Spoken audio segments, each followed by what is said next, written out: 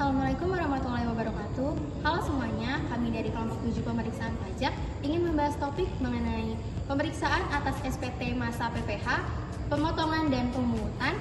Tapi sebelum itu izinkan kami memperkenalkan diri. Perkenalkan, nama saya Rasendri Gilatisha dengan NIM 243. Perkenalkan, saya Kristina Santi dengan NIM 244. Perkenalkan, saya Satria Rizky Ramadhani dengan NIM 235. Dan perkenalkan, nama saya Harisa Elfawani dengan NIM 237. Sebelum masuk ke simulasi, yuk kita pahami dulu apa sih SPT pemeriksaan, PPh pemotongan dan pemungutan itu. Pajak penghasilan atau PPh jenis ini adalah pajak yang dipotong atau dipungut oleh pihak pemberi penghasilan. Contohnya, PPh 21 atas gaji karyawan, PPh 23 atas jasa konsultan atau sewa aset, PPh 26 atas penghasilan untuk PPLN, dan PPh 22 atas pembelian barang tertentu. Nah, setiap bulannya, pemotongan ini wajib dilaporkan dalam bentuk SPT massa. Tapi, apa jadinya kalau ada yang tidak sesuai? Maka dilakukan pemeriksaan oleh Direktorat Jenderal Pajak. Tujuan pemeriksaan ini adalah untuk memastikan apakah pajak yang akan dipotong atau dipungut sudah benar dan dilaporkan secara lengkap.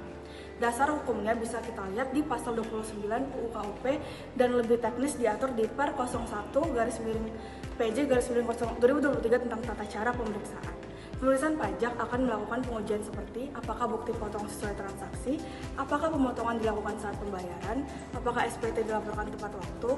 Nah, kalau ditemukan kesalahan, maka wajib pajak bisa dikenakan sanksi administrasi. Nah, biar lebih paham, yuk langsung kita lihat simulasi berikutnya.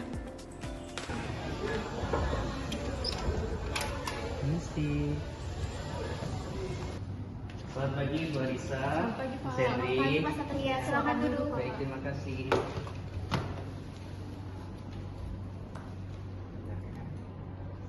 Bu Sendri, Bu Arisa, saya dari tim pemeriksa pajak. Nah, ini saya tunjukkan ya ID card saya.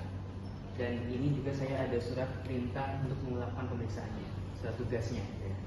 Bisa dilihat. Baik Ibu, di sini kedatangan saya ke sini itu untuk melakukan konfirmasi terkait di sini itu ada beberapa transaksi dari SPT masa pasal 23 itu bulan Juli itu ada satu transaksi yang perlu klarifikasi. Mungkin di sini dari kami juga sudah menyiapkan dokumen-dokumen pendukungnya yang sepertinya membantu Pak Satria untuk mengecek. Baik Ibu, saya izin cek terlebih dahulu ya.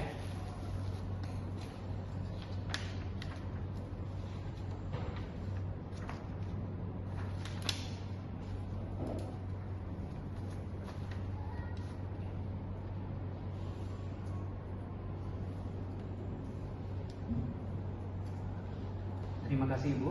Di sini itu kami menemukan ada transaksi yaitu transaksi terkait dengan jasa konsultan itu sebesar 50 juta rupiah itu yang dibayarkan tanggal 28 Juli. Tetapi itu dalam SPT masa Juli itu tidak ada bukti pemotongan atau pelaporan PPh pasal 23 atas hari tersebut. Bisa dijelaskan Ibu?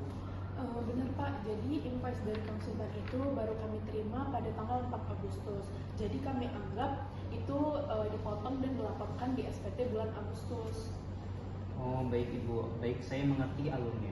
Tapi perlu saya sampaikan di sini itu sesuai ketentuan perpajakan, terutama peraturan terbaru PMK pasal 15 tahun 2025 itu dijelaskan bahwa kewajiban pemotongan muncul saat pembayaran atau saat terutang penghasilan. Mana yang lebih dahulu?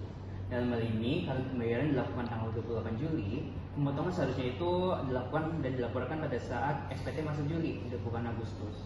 Oh gitu ya Pak. Jadi meskipun invoice-nya masuknya itu belakangan, kalau semisal uangnya udah dibayarkan itu berarti kewajiban potongan juga harus sudah muncul gitu ya? Betul sekali Ibu. Di sini itu berlaku prinsip substansi ekonomi, yaitu begitu konsultan menerima pembayaran, maka penghasilan telah terutang dan objek pajak sudah terjadi. Oh begitu ya Pak. Waduh Bu, saya pikir kita bisa tunggu invoice dulu, soalnya sistem keuangan kita kan menunggu dokumen dulu baru proses pajak. Bisa kalau soal terus kayak gini, pas kita bisa boncos. Yang saya paham Ibu, di sini banyak perusahaan juga yang mengalami hal serupa. Tetapi tenang, masih bisa diselesaikan dengan baik.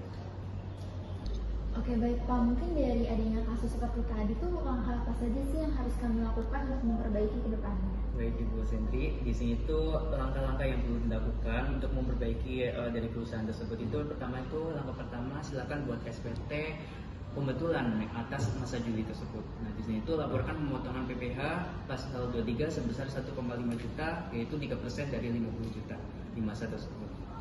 Oke, baik Pak. Untuk setoran pajaknya yang bisa kami lakukan sekarang apa?